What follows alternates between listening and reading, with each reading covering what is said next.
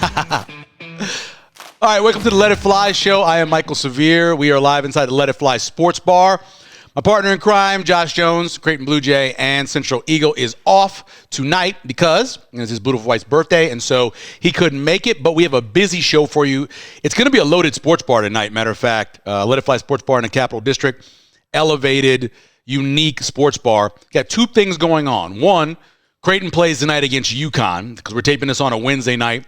Creighton has never beaten a number one team ever, so they have a chance to do that tonight, and they've kind of owned UConn over the last few years. And the Omaha Supernovas, I sound like I'm from a different kind of place. The Omaha Supernovas are having their kind of kickoff party here tonight at Let It Fly Sports Bar as well. They play, again, we're taping on a Wednesday, 1 week from tonight, 7 o'clock at CHI. If you haven't gotten your tickets yet or if you haven't had a chance to get season tickets, do that now. We're going to talk to a couple of their players tonight. Natalia Valentin-Anderson, who is from Puerto Rico, and Brooke Nuneviller. I'm not sure. We're going to have to ask her what it is. I'm not sure what it is. But those two players, Brooke actually played at Oregon. Very good player there, 3-time All-American. And Natalia, as I said, mentioned she's from Puerto Rico, but she played at Florida International here and is the captain of the Puerto Rican national team right now. So we'll talk to her coming up. And then virtually we'll catch up with Adrian Martinez, former Husker quarterback. We'll chat with him about what's going on in his life and what's next. You know, he got picked up by the Birmingham Stallions in the USFL. The USFL, of course, is now merged with the XFL, so it's the UFL. We'll see what's happening with him. Want to remind you, anytime you come out to Let It Fly Sports Bar, great things to eat, wonderful things. Game day menu today. This used to be 4 quesadillas, 4 slices of quesadilla. It's the pulled pork quesadilla, which is absolutely delicious, I know, because I ate those. Actually, Meg took one, I ate one, and I was starting to eat another one, and then I found out that the thing we recorded, it didn't work. Thanks, Val Elvis. Appreciate that. Didn't work. So I'd already started biting. I want to tell you that the meat inside of here, the pulled pork, is smoked right in-house, which is one of the smartest things they could do. Have an extra hot oven for your pizzas and smoke your meats right here in-house. And that's what they did. And so I tell you, whether it's brisket or the pulled pork, it's absolutely delicious. If you haven't had the quesadilla yet, get the quesadilla. It is on the game day menu. It's a limited menu for game day, and then you get a little bit of sauce. You dip it in. I'll take a little bite. Recreating what I did the first time when Val wasn't taping. Eat, drink, and have fun, and do it with our brand new sponsor. Our brand new sponsor is Bud Light. And here is the slogan for the sponsorship. I love it. It's great. Bud Light brings you easy drinking and easy buckets throughout Nebraska. What they're saying is whether you're drinking or you're watching some basketball, which we'll be doing tonight here at Let It Fly Sports Bar, you're going to have a good time. Easy to drink, easy to enjoy as well. Before we get to our guests, one more thing about food. Friday night special is the pizza special. If you haven't had the Mike Hot Honey and Jalapeno Pizza yet, come to Let It Fly Sports Bar on a Friday. It's just $10. $10 is the special. They have the cheese pizza and the Mike's Hot Honey and Jalapeno one as well, and it's just $10, so check that out as well. Other things happening, Let It Fly Sports Bar this week.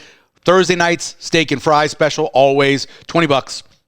NFL watch party, playoff games going on Saturday and Sunday. And then Creighton men's basketball takes on Seton Hall. It's going to be packed in here. 11 a.m. early, get you a little bit of a brunch kind of meal while you're watching it.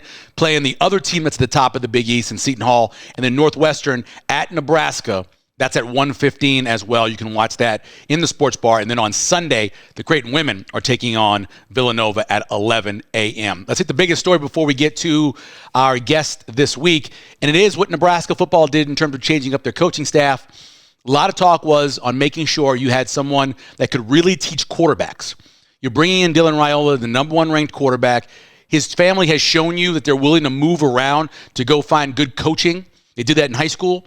And so I'm sure Matt Rule knew he needed to do that as well. He went out and got a guy who worked with quarterbacks with him both at Temple and at Baylor, and he's bringing in Glenn Thomas, who most recently was in the NFL with the Steelers, coached all over the place. Arizona State, he's been there. UNLV, I mentioned in the NFL with the Atlanta Falcons for a while. So you bring in a guy who knows how to coach quarterbacks. You've got this quarterback room with 2 true freshmen, Daniel Kaline and Dylan Raiola. And then you have a guy who, even though he's had 8 starts, and even though Heinrich Carberg is I believe, a 4th-year junior, Still doesn't have a lot of experience. So you don't have a lot of experience in the room. And because of that, I think you want to bring somebody in specifically to work with the quarterbacks. And then Josh Martin, who coached tight ends last year after Bob Wager got dismissed, I guess you'd call it, or resigned, he's going to move back to being an analyst. And then Marcus Satterfield will take over coaching both the offensive coordinator spot and he'll be coaching tight ends as well. It makes sense. The question still there out there, though, is will Nebraska go out and make a move to bring in another veteran quarterback? What we've seen in the last 20 years here at Nebraska is that very rarely will you have one quarterback all year. The last quarterback to start all the games in a season was Tommy Armstrong, I believe in 2013. I believe that's correct, the last time someone started all the games. So it doesn't happen a lot. So they need to get some veteran experience. I'm not sure if they can go in the portal and find somebody willing to come in and compete with the number one quarterback in the country. I'm not sure they'll do that. But it wouldn't be bad to have something like that. So having a guy in here who has worked with quarterbacks before, understands that, could certainly facilitate that as well. But it's going to be interesting when it ends up happening because so far Nebraska's added players at every spot they needed, bringing in veteran wide receivers, a very talented, not experienced running back out of Oregon. They brought in an offensive guard with 40 starts. So they brought in everybody they needed. They brought in a linebacker for the inside linebacker spot with a lot of starts as well. So they've done everything they need. The question is, will they then go get themselves another quarterback to be in that room?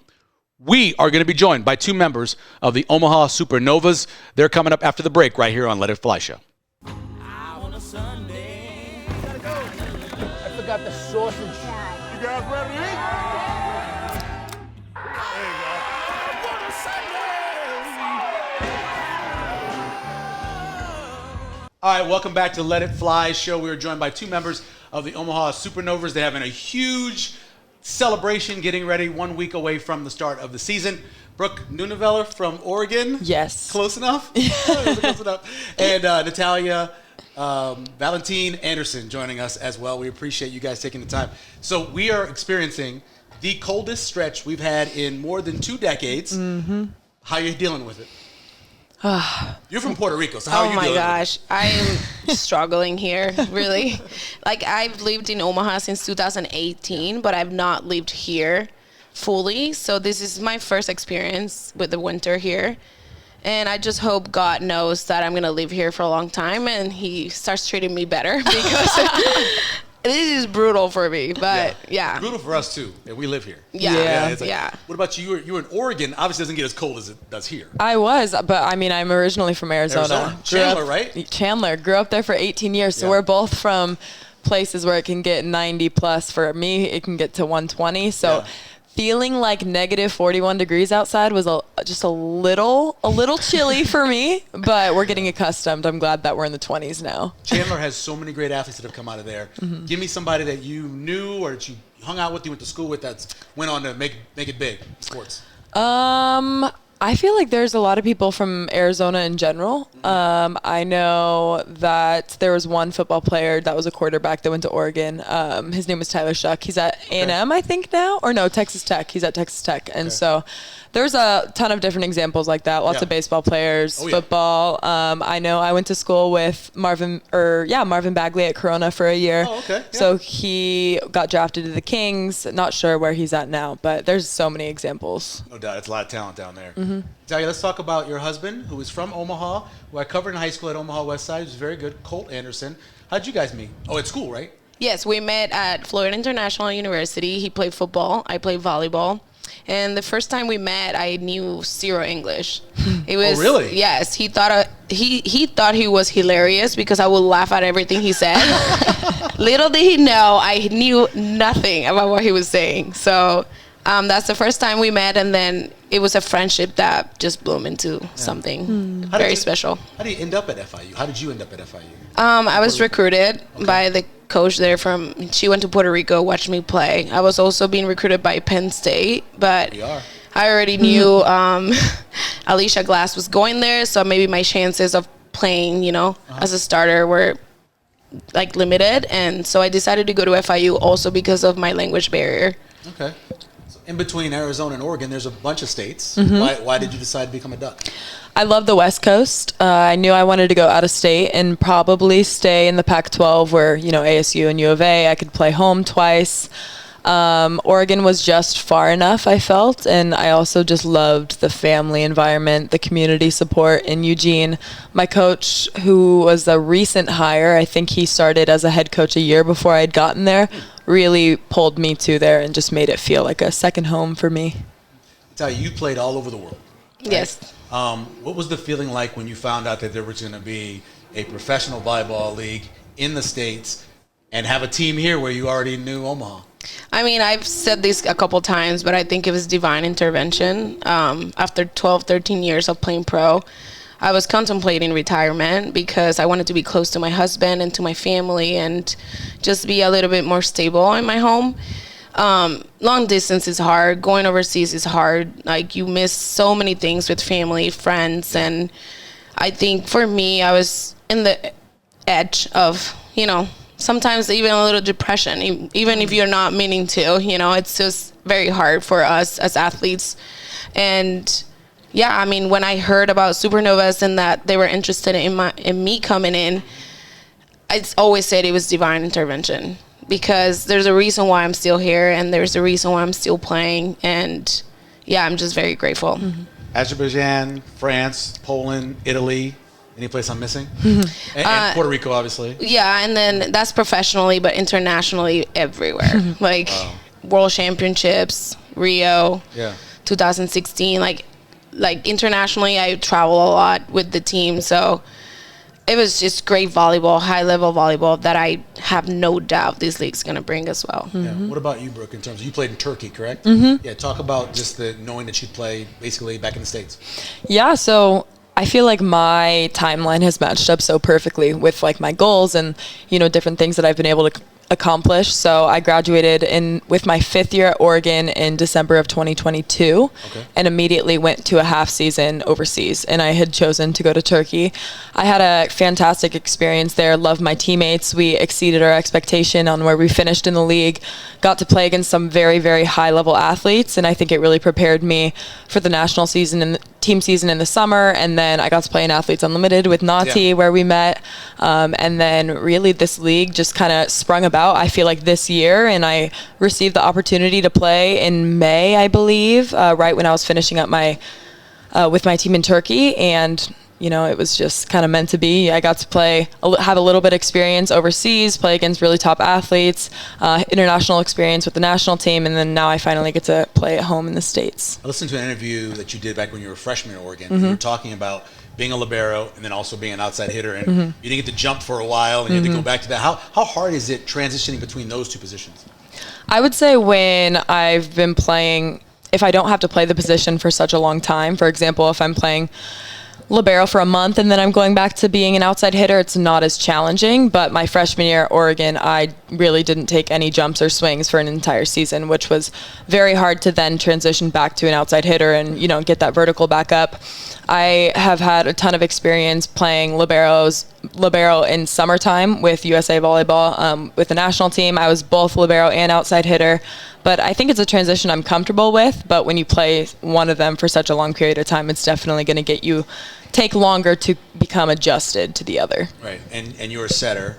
What's more gratifying, the dig, the pancake dig, or the perfect assist? Which one's more satisfying for you? Well, since I'm 5'10", it says that you're 5'10" and you love the beach, and I thought, what better place than being here in Omaha? No, I think for me, it's honestly blocking. I think I get underestimated a lot. Right. Like some people, yes, obviously height and jump. But you got some hops. Yeah, she does.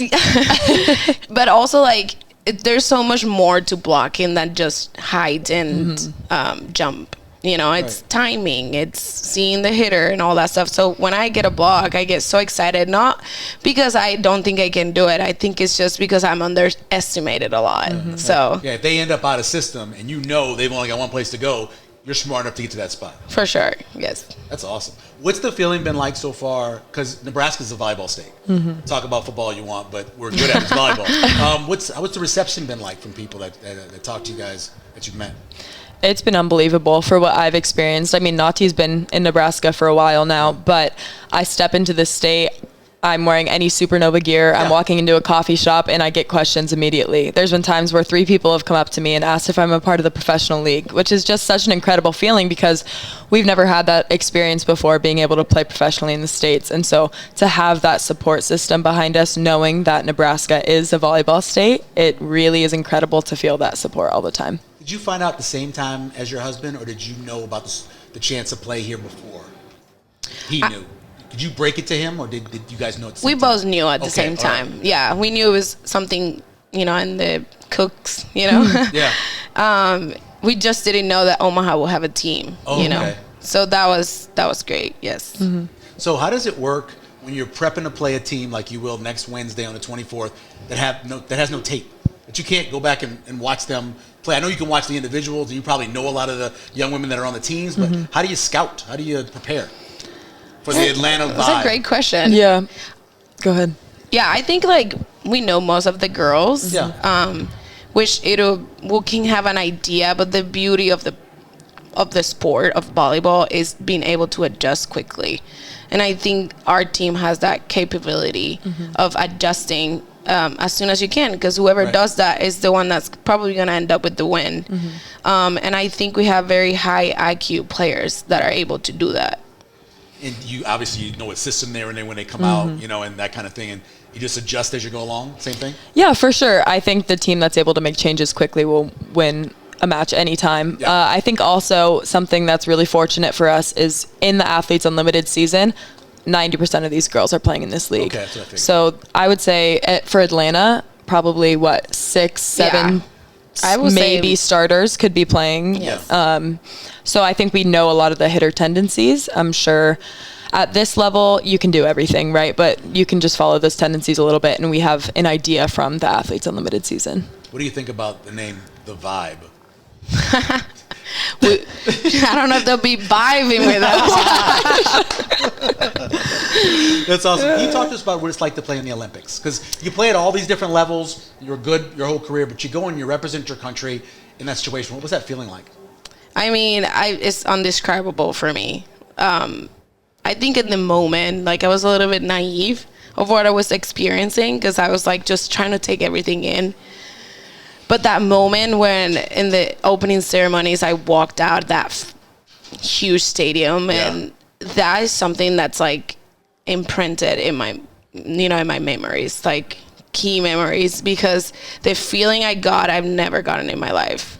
And I wish to have that feeling again, because it was a great one. And I just think as an athlete in any sport, that's your ultimate goal.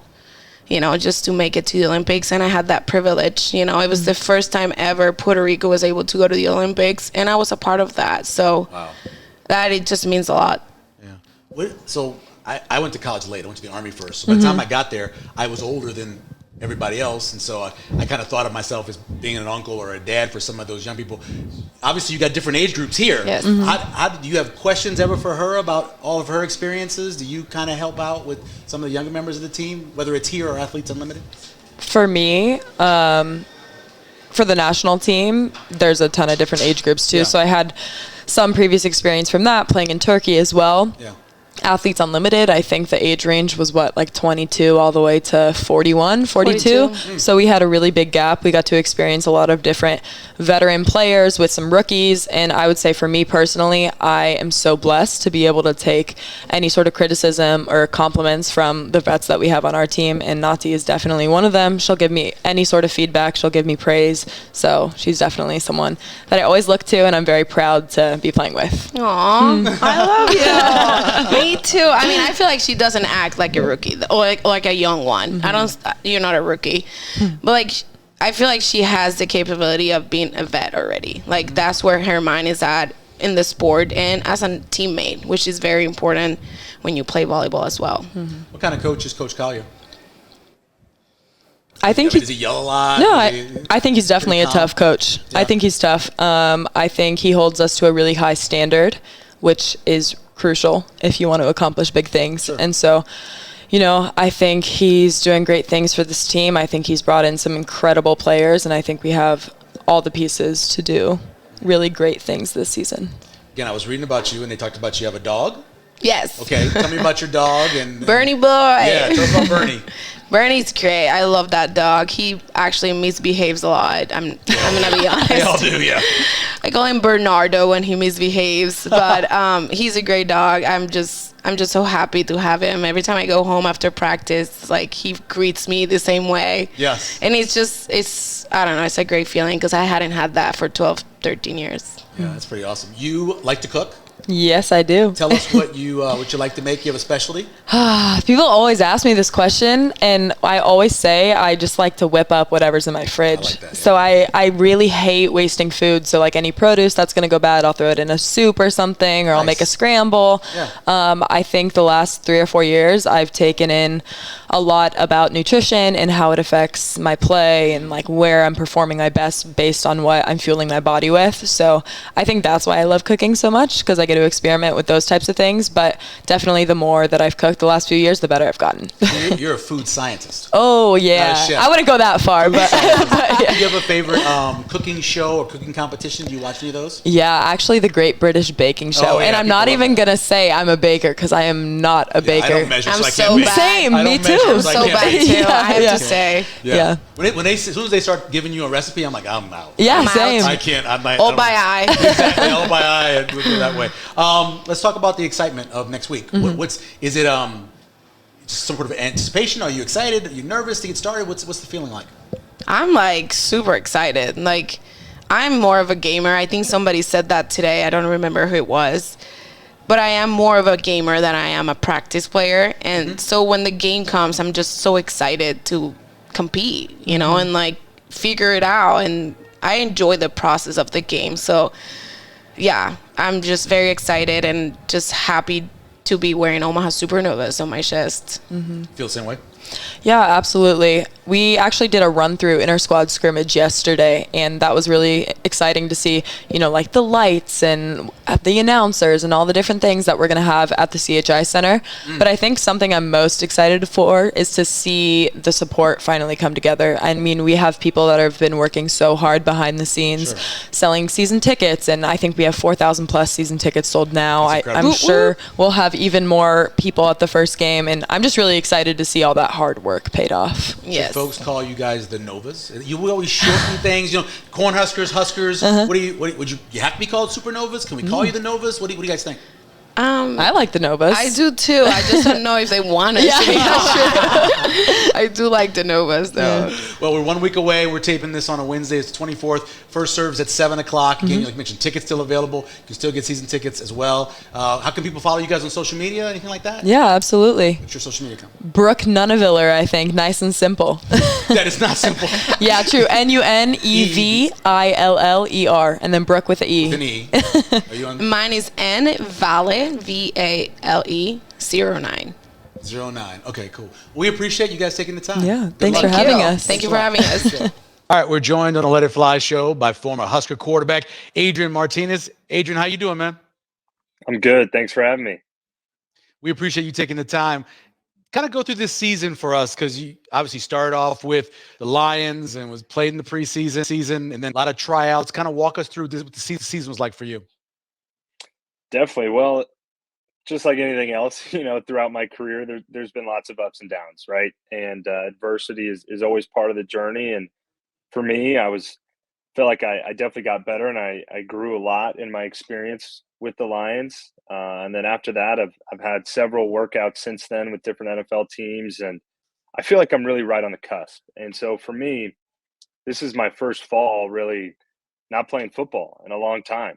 It's been a while since I haven't been a part of a team, and I don't love that feeling, and I feel like it's added another chip to my shoulder. And now I'm gearing up for the next step, which for me, as I'm sure you know, is playing in the UFL, playing for the Birmingham Stallions.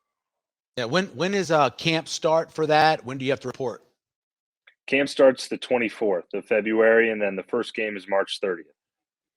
I want to go back to the workouts. When you go in, say at Cincinnati, Jets, wherever, what do? They do the height, weight? Do they have you run? Do they have you throw, put you on a board? How's that work?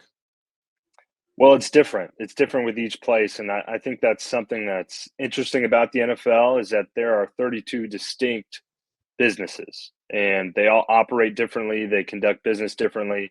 And so I'll give you one example.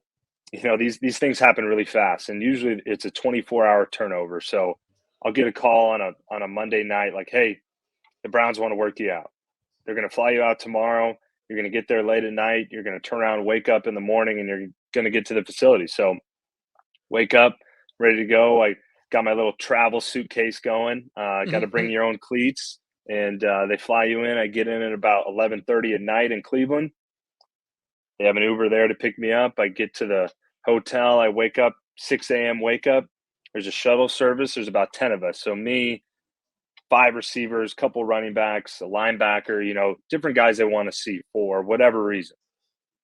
Get us on the field immediately. No coffee, no breakfast, nothing.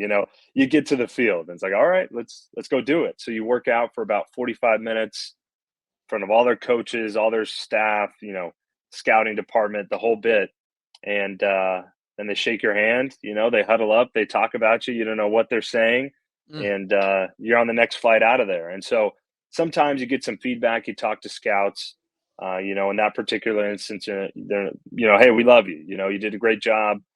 We don't know if the right time is right now, but maybe after the season, this and that. And you take whatever they say with a grain of salt, you move forward, and you keep hoping that next opportunity is the right one. Adrian Martinez joining us here on the Let It Fly show. I know you are a real positive person. So each time you go to one of those, what are you thinking? Are you thinking, okay, this is going to work out, I'm going to get my shot? Because I know personally I would be like, I don't think I'm going to get it after the first ones. But what were your thought pattern when you would go to these? Well, that's definitely a battle, right? The mental aspect and keeping that mental edge and really that confidence that, hey, this opportunity will be the right one, that I'm going to do everything I can. And I think part of that whole process is understanding some of it's out of my control. And so for me, all I can really do is be prepared, stay in shape, feel like I'm improving while I'm not on a team right now, and that when someone does sign me, they're getting 100% of me and even more, and I haven't lost that. It is tough. And I've seen certain guys, I'll give you an example. When I was in Houston, worked out for the Texans, there was, again, about 12 of us. We did the workout in the morning, had breakfast. Then they sent us off to their hospital to do medical. So for me, I mean, my injury history, they're x-raying my whole body, right? So yeah, I mean, the whole bit. I'm in there for hours. There's a running back there that he had played for the Chiefs the year before. His agent called him saying, hey, like, they don't want to sign you. And this is in the middle of this medical exam. And so tech comes in like, hey, we want to get you for an x-ray for your knee. And he's like, no, I'm not doing it. I'm done. Like, give me an Uber out of here. Get me to the airport. And, it's tough. I get it. It's definitely a grind and that kind of space that myself and a lot of other guys are in, which is on the fringe of being in the NFL or not being in the NFL. It's not easy. I always talk to people, football is so different than every other sport. Once you take off the helmet, it's not like you're going to go play weekend football. You can go play basketball or pick up play something. Have you put a timeline on how long you're going to give, or is just keep going until people bring you opportunities? Well, it's one of those things that I think I'm constantly evaluating, and it's a fine line to walk, because at the end of the day, in order to make it, I have to 100% believe it, at least in my mind.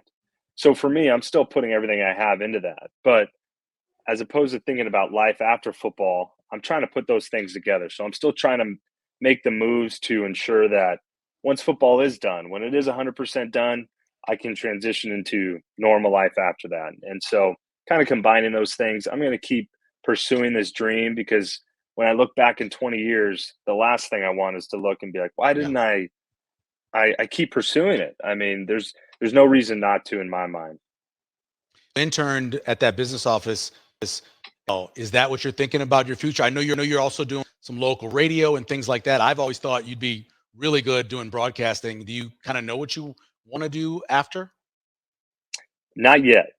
So that internship, I was very fortunate. I thank Trev Alberts for that very much, and working in the business office, shadowing Doug Ewald, the CFO there in the administration office. And it was a great experience for me, something to put on my resume and possibly see if getting into athletic administration is something I want to do. And you kind of hit it on the head as well, broadcasting, doing some radio here and there. those are all avenues that I could potentially see myself going in. And for me, it's about keeping those options open and trying to get as much experience as I can while I can before I make that final decision, if you will.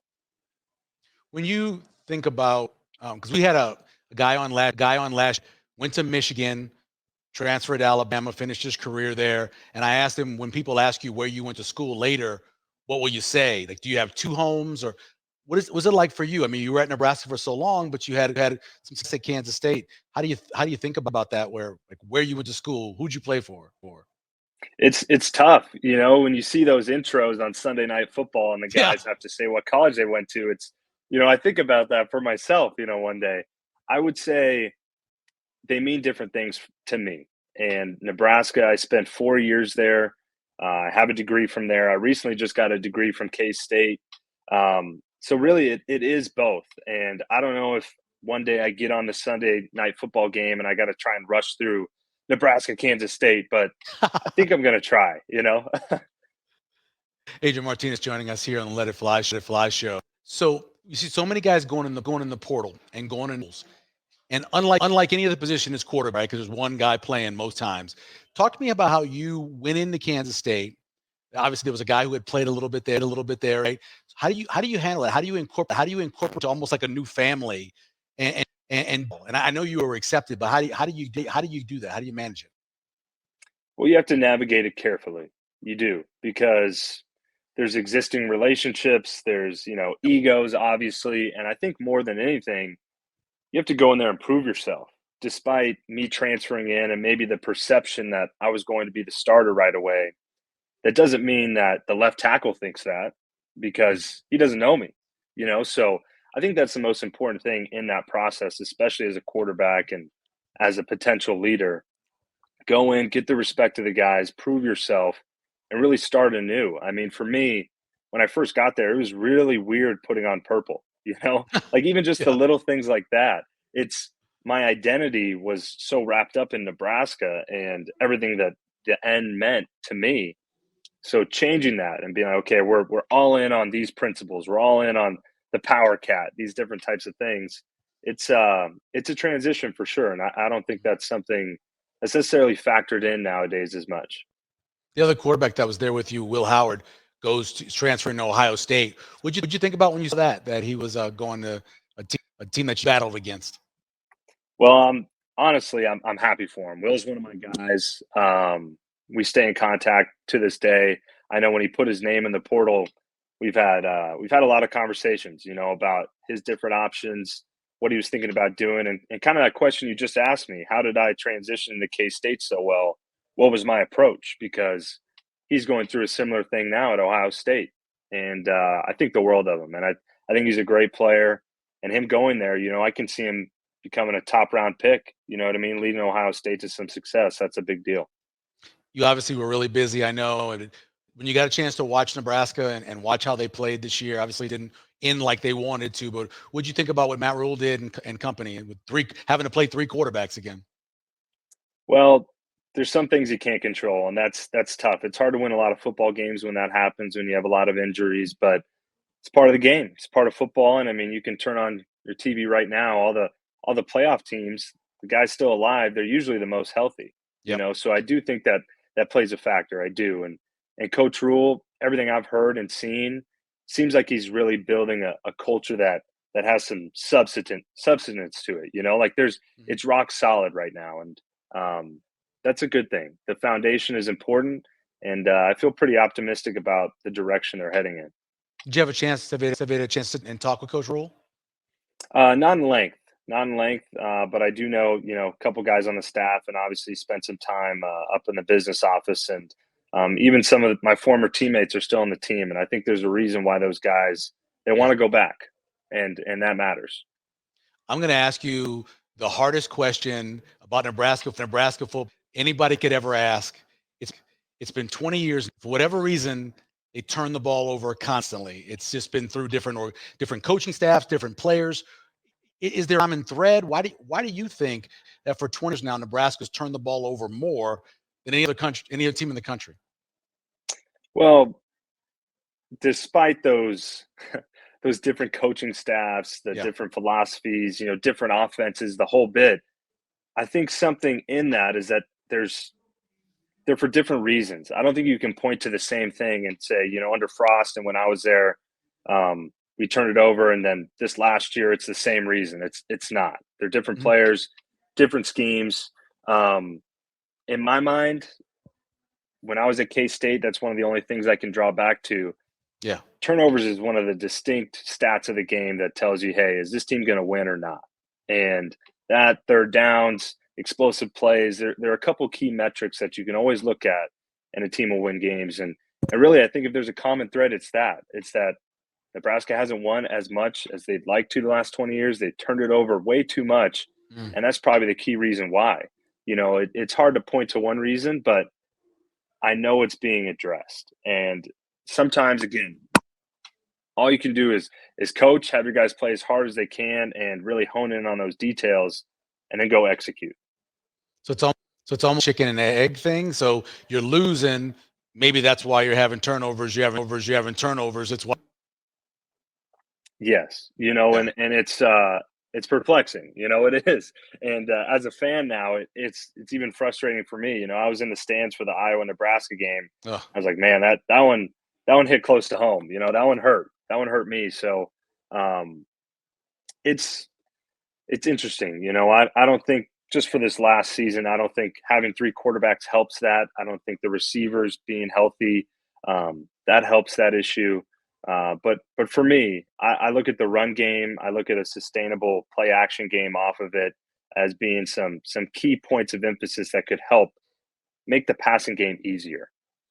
Former Husker and, of course, Kansas State Wildcat, Adrian Martinez joining us here. One of my favorite coaches I've had to cover since I've been covering Nebraska was Mario Verduzco. Been in touch with Coach Verduzco? Have you talked to him recently? How's he? He's doing well. He's up in Florida enjoying much better weather than we are here. So yeah. I don't think he has any complaints. I know his son just finished up med school, and not to knock the guy, but he is kind of getting older now. So he's training quarterbacks still, but I think he's enjoying where he's at. What was it about him? Because I would DM him sometimes about something that Coach Walsh had done about meat. What was it about him that made him the coach that he was? I think a healthy obsession, a healthy obsession. He went to school to study biomechanics, and not for any normal reason besides coaching quarterbacks. I think his passion just bled into everything that he did as a coach, and it really rubbed off on us players. And it's something to admire. When someone's that passionate about what they do, it's inspiring. And I think he's just such a different guy, and it kind of lives in that and is so comfortable in his skin. It's not something everyone can say. We always talk a place like Nebraska. You had a garage sale summer in Papillion, and so many Husker fans came out. What was it like talking with them and the little interactions you had with them when you were doing that this summer? It was a blessing. I find it's hard to get the exact right words to describe it. I think I get more appreciative of the fact that I did it and had that experience the further away I get removed from it. I had way too much stuff. I had way too much stuff, and I needed to get rid of some of it, and I didn't necessarily want to sell it all to a collector. And so we figured that was the best way to do it. Had a great turnout, and I didn't realize it at the time. I'd take out a piece of, a shirt that some kid wanted to buy. Like, man, this is from my freshman year. This is from the Northern Illinois game my sophomore year. This is, I got this during, fall camp of junior year. Little things like that, having these memories and being able to share them with fans and with people that care about the Huskers. It was cool. It was a very cool experience. Yeah. Be a cliche question, but what's your best memory of those 4 years when you're at Nebraska? Yeah, it's tough to pick one. I'd say my favorite game, Michigan State, my freshman year, playing in the snow, winning 9-6, just a gritty game. And my roommate at the time, Barrett Pickering, having the game of his life, in the wind and all that. It's the little things. It's like going to Bison Witches down the street, eating with my fiance and, having people come up and just thank me for playing for the team. It's little things like that they go a long way, because Nebraska football, there's nothing you can say about it. All the negatives, whatever. How special it is here, the passion the fans have, it's unlike anything. And so really just having that experience, I feel fortunate to have it. Fortunate to be able to relay that to my family and hopefully pass it down to my kids. I'm gonna take this mom and ask you this question. I've heard you say fiance several times. When's the wedding? When are you guys gonna tie the knot? 2025. Yeah. So we got some time now. We got some time. It's going to be in the summer. We're actually doing it here in Nebraska. So I'm excited about that. Not too much pressure right now to get everything figured out. But man, let me tell you, it's not cheap. It's not cheap to get married now. I know, definitely. Even though mine was 17 years ago. Let me ask you about how'd you ask her? I'm always curious about proposals. How'd you ask her? So I took her to a winery. One of our couple friends had her believe that we were going to meet them there. As soon as we got there, we took a tour of the inside, and then we had a little flight of wine. And then the owner came up and asked if we wanted to go on this tour outside. Of course, I had set this all up, but it was supposed to be like spur of the moment, like, yeah, sure, let's go outside. And we went out there. The owner eventually left, and I walked her down to this bridge that had this, arch of flowers, and it was kind of all set up right there. We had a couple photographers, and the photographers sprinted out of the bush. They were hiding. They just appeared out of nowhere. And yeah, it was pretty special. That's awesome, man. Good job by you. It's always great chatting with you, and good luck going forward. Thank you. All right, welcome back to Let It Fly Show. We appreciate the Supernovas being on with us. That was awesome. Again, first serve, 7 o'clock, a little bit after 7 o'clock, on January 24th in the CHI Center. Go to the website, supernovas.com, and buy tickets and check everything out and keep up with the information. And it's going to be fun. I remember talking with a lot of young women who played basketball, the college level, and then had to go play overseas. And they were so happy for the WNBA to come along and some other women's leagues back in the day. Same thing true here. These women go play all over the world. They're away from their fans, away from their friends, and all that stuff. And then now they can come back here and play in the States, which is pretty awesome as well. Special thanks to the Supernovas. Adrian Martinez for joining us as well. We appreciate him coming on with us. Executive producer Phil McLean. King Bow, Elvis on the board. Max here as well. Pittman and Meg was taking pictures as well. We appreciate all of them for being a part of it. Special thanks to our presenting sponsor, Bud Light. Just like when you're hanging out here at the Let It Fly Sports Bar, Bud Light brings you easy drinking and easy buckets throughout Nebraska. Easy to drink and easy to taste. We appreciate Bud Light for being our presenting sponsor. And in the words of my co-host who's not here this week, as Josh Jones would say, you know how we do it. It's the Let It Fly Show. See you next week.